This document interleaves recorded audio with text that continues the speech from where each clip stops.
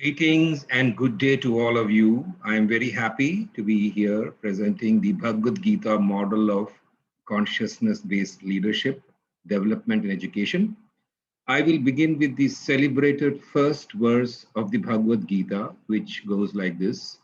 Om Dharma Kshetre Kurukshetre Samaveta Yutsava Mamaka Pandavaschaiva Kimma Kurvata Sanjaya, which means in the field of action, on the field of duty, what did consciousness-based leadership do versus materially based leadership? And my response is to present the agenda, which is an overview of the paper, the contemporary efforts that we have in leadership development, the contemporary consciousness studies, Bhagavad Gita as an ancient model of consciousness science, and finally, as a finale, the Bhagavad Gita model of consciousness-based leadership development and education for consideration and execution. So the present overview is to look at the contemporary leadership development and education, to look at the gaps. Thereafter, look at the contemporary consciousness studies and the findings. Merge the gaps and the findings to look at the emergence of the need for a very contemporary consciousness-based leadership development and education. Thereafter, we'll examine very quickly the Bhagavad Gita to find out what it has to say about the principles of consciousness-based leadership.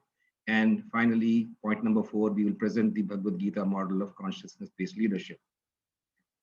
So contemporary leadership development education has the methods of nature and nurture, which ultimately leads to the kind of leadership that we have. But the gaps are very evident because there is a lot that is left to be desired in the quality of the current leadership. The gaps are mentioned in terms of insufficient quantity and quality, no improvement in the quality of awareness and consciousness, inability to generate trust and confidence and develop accommodation, no holistic learning of the application, no wisdom, there's a lot of data and information, there's an inability to deal with crisis and situations, and ultimately, there is a lack of wisdom in the entire matter as far as leaders are concerned.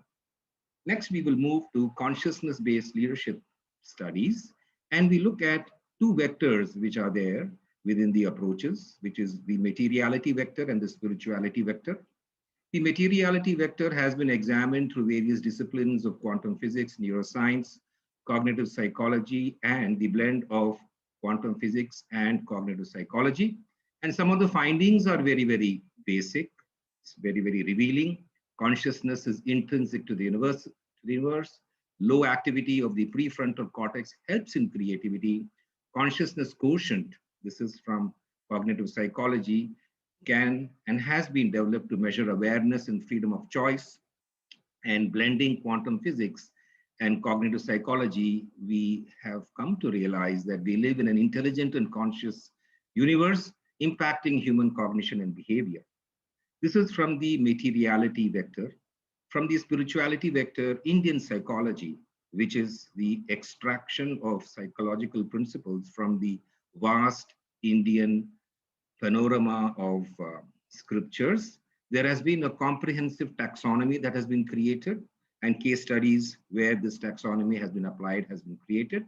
Then, of course, we have the celebrated Vedic sciences, which has very clearly proved through the TM movement that meditation results in higher consciousness and awareness.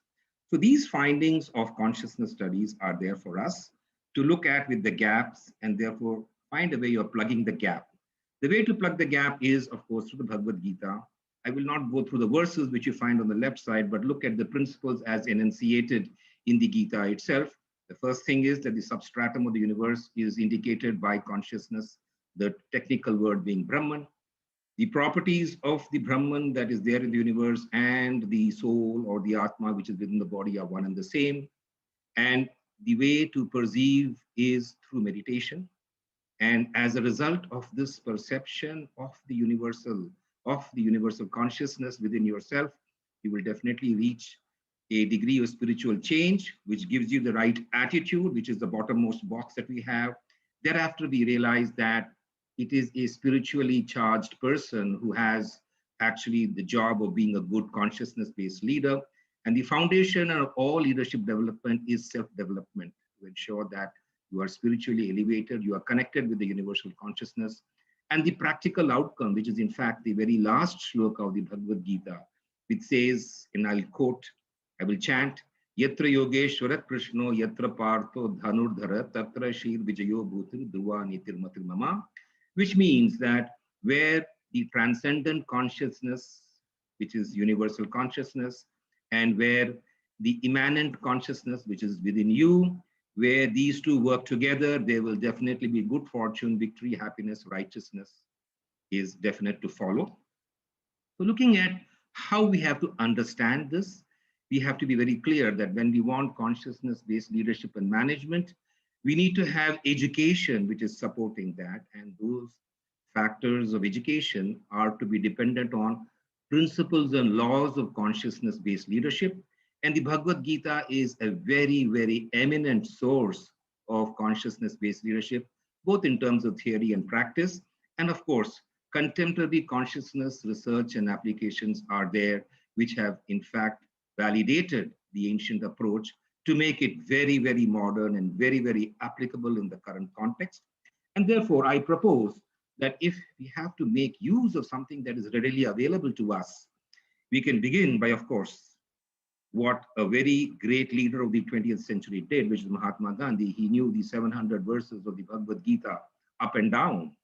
Or we could choose a subset of these verses which relate to consciousness. We can practice meditation regularly. We can prescribe the various textbooks that are available on consciousness based on the Bhagavad Gita. We can read and debate. There are hundreds of research articles that have been written. And of course, we can use the psychometric tools that are available, which have looked at how to measure consciousness quotient of individuals and thereafter help them in their journey of becoming consciousness-based leaders.